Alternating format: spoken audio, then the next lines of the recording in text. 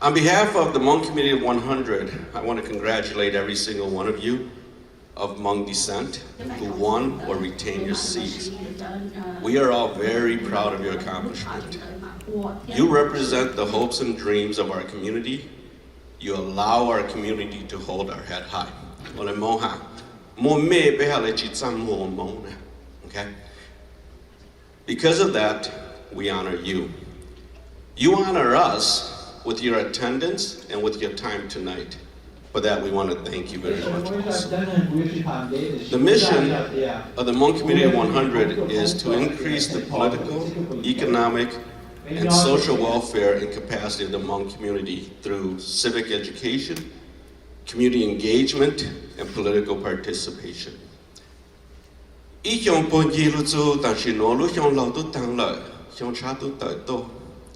We, the Hmong community of 100, and the Hmong community in general, we are searching for strong leaders. Leaders who are willing to be able to stand up for our community. Leaders who are proud to be Hmong. We are searching for friends, and most importantly, we're searching for champions of the Hmong community. We want you to be strong, passionate, articulate, and thoughtful voices that will bring our community's challenges, needs, hopes, and dreams to the highest offices and the most powerful tables in the halls of government. And it seems like we got 6 of them here, right? So our dreams should be easy to be accomplished. We understand our limitation as a community. We understand we may not understand the process or the procedures of the highly sophisticated way governments operate. We understand we may not know how to articulate and express our community's needs. We understand we may not have the financial resources of the large PACs and lobbyists, but remember that we live in your district, we live in your precinct, we live in your ward. We have one thing that lobbyists and PACs don't have. We have the ability to cast the vote. Representative Cha made it very clear, many seats are turned by less than 200 votes. There are 95,094 Hmong in Minnesota. That's what the census says. We believe there's 125 to 150,000 Hmong in Minnesota. According to Dr. Bruce Corey, Minnesota is home to 9,000 Hmong businesses, 50,000 Hmong workers generating $20 billion worth of goods and services. The Hmong community pays the state of Minnesota $2.3 billion in taxes every single year. We're not asking for a handout, guys. We're not. Maybe 50 years ago we were, not today.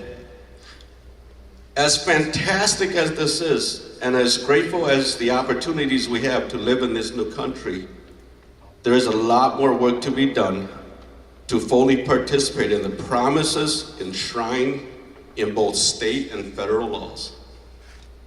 This year marks the 50th anniversary of the Hmong's exodus from Laos.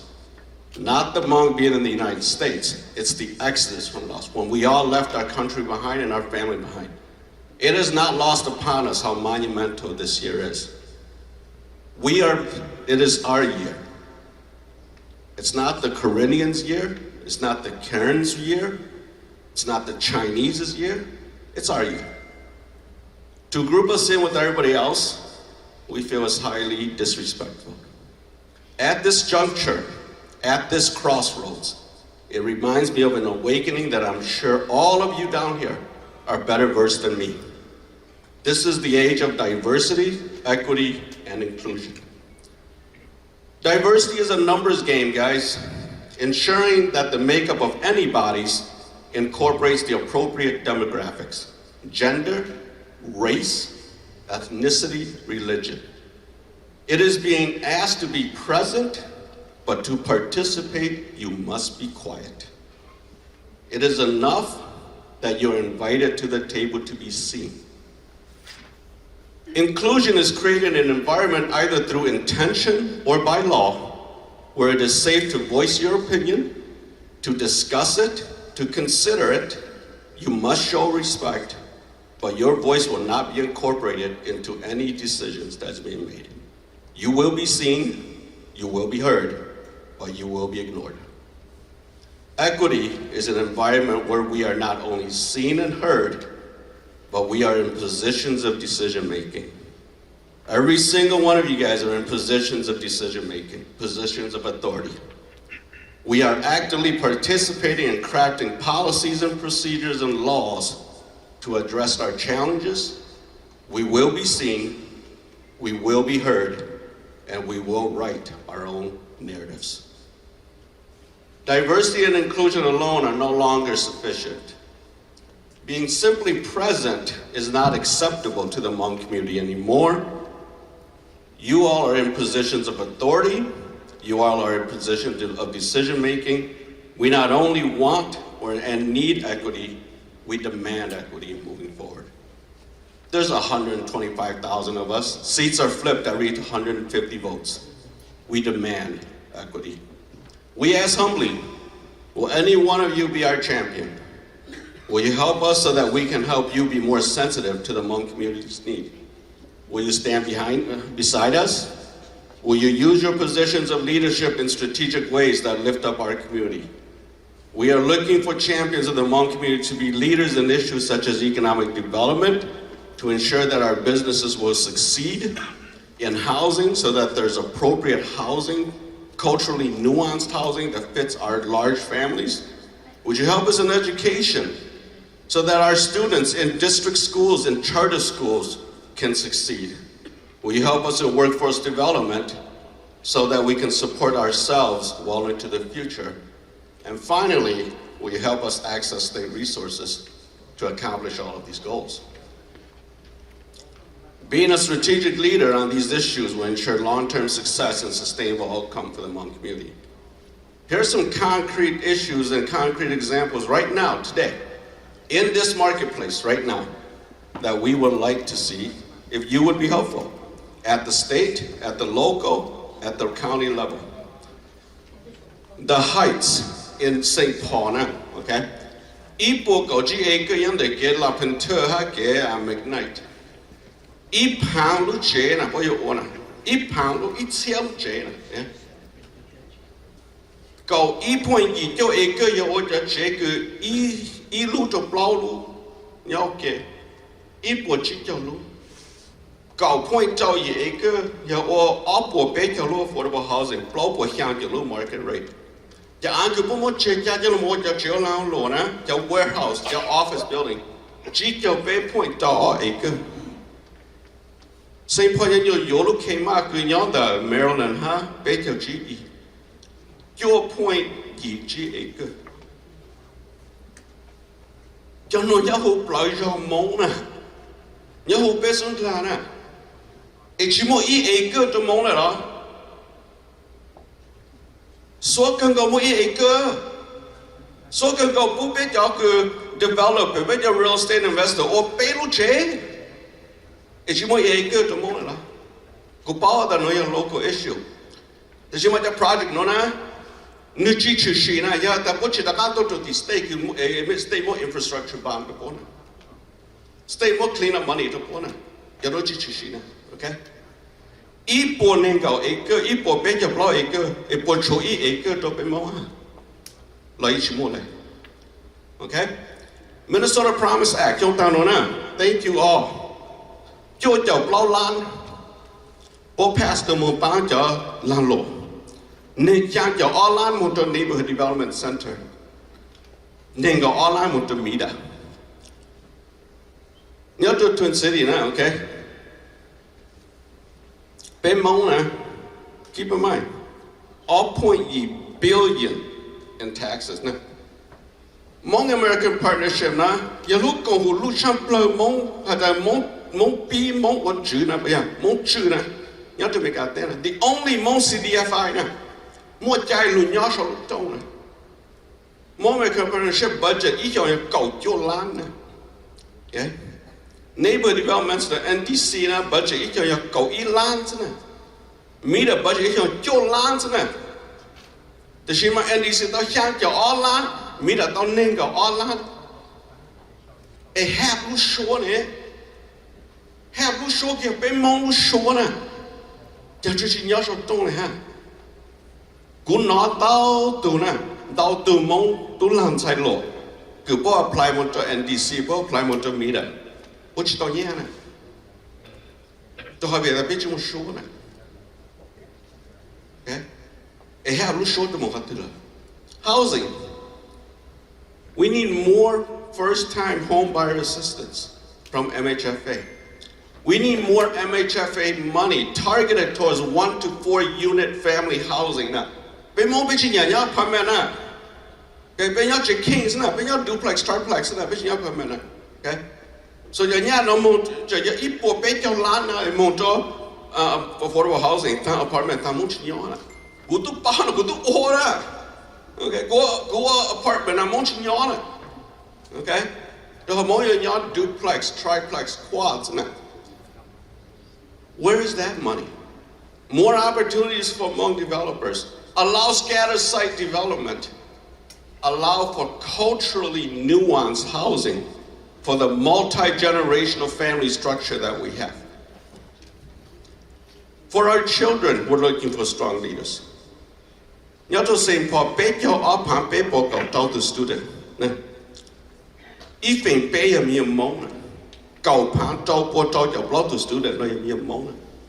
Okay. Nói nhớ tôi cho district school nè.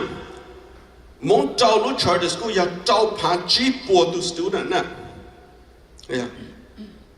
Why is it that the charter schools don't get the same funding as the district school? Why is it that the last time that lease aid was approved to change for the 6,500 Hmong kids in charter school was in 2014? Why is it that the Hmong charter schools have to go through city politics to get facilities bonds? Why can't this go to the state level and take the local politics, the petty local politics, out of the conversation? Okay. That's for our children. There's a reason 6,500 Hmong students go to charter school, because they're not getting served at the district school. There's a reason. What the community needs today, workforce development. Okay? We've done very well up here, but our workforce development has lagged behind. We're the largest Hmong population urbanized in the country. We have the most highly educated Hmong people up here, but why is it that in our Minnesota marketplace, in banking, insurance, and finance, all of our people are customer service, frontline consumer loan officers? But yet in Wisconsin, we have 2 Hmong market presidents, one in Milwaukee, one in La Crosse. We have 1 senior vice president in Wausau. Up here, there is no Hmong vice president in any banks in town, besides Bokong. But he doesn't do lending. He manages other people's money. Okay? Why is that? Why can't we do workforce development in a way where we can allow to train for these great jobs? You guys are all DFLers. You should be proud of being a DFL, which you are.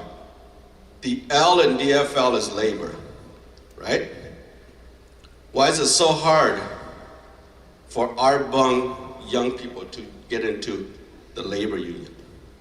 General labor, carpenter, electrician, plumber, sheet metal. These are great jobs.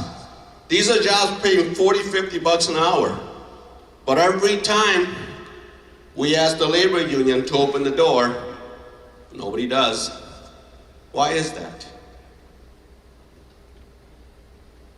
The union comes to me and say, "Cool, we want you to be a union shop." I said, absolutely not. Until your brotherhood represents my community, there's no way in hell I'm going to be a member of your union. You might not believe me, but go look at the union roll. If we're lucky, you find 10 Hmong on the union roll. Where is that?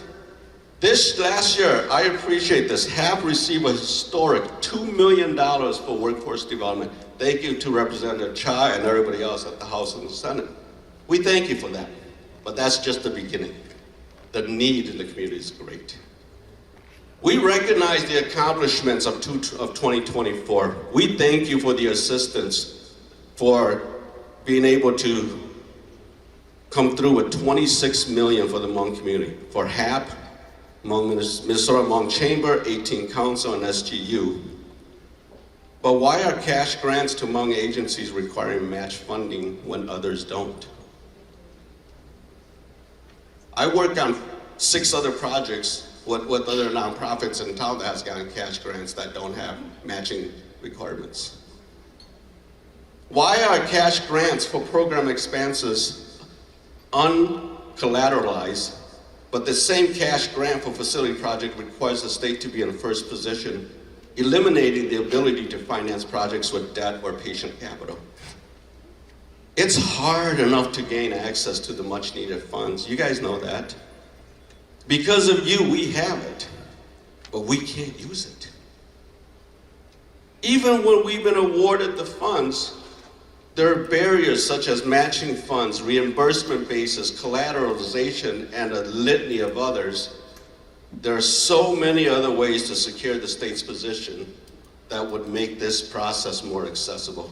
We're looking for a champion to not only help us with the 40,000 feet problems, but the 10,000 foot problems, so that we could get access to the funds that was given to us at 40,000 feet. As of July 2024, the state of Minnesota holds $29.8 billion in cash, $4.5 billion in investments held at banks, investment firms, insurance company, private equity. How is that balance benefiting the Hmong community? Minnesota is the center of the Hmong world in America. Our contribution to this state is noticeable. You can't get a Big Mac at McDonald's without a Hmong kid serving you. Okay? You can't walk into a bank without a Hmong kid behind the teller line. Without the Hmong community, this state would come to a grinding halt.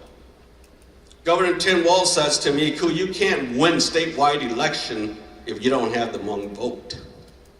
We're the swing vote. We're the ones that moves. Where is our place in this community?" So I ask again, we want your partnership. We're searching for champions of the Hmong communities. Those that are ready to have detailed conversations, realign policies, process, and procedures. Those that are willing to look at these things with the Hmong lens, and especially those that will be strong, passionate, and convincing voices in public forums, as well as steady, steadfast, strategic, and resolute voices in quiet, private conversations where everything gets done. Will you please be our champion? You understand the value of the Hmong vote. We're asking for your help so that the resources that you guys have access to in the committees that you guys chair will make it beyond the government, beyond the bills, and into the accounts of the Hmong community, so that it could have the impact that you guys want and which we want. We don't know how to do it. We're asking you to help us so that we can help you, so that we can get it done. In conclusion, I want to thank you for your time and consideration. We congratulate all of you for your victories and hope to build and strengthen our relationship with you in the years to come. Together, I'm absolutely confident that we can move our Hmong community forward and make the General's dream a reality for our people. Thank you very much for your time. Thank you for coming.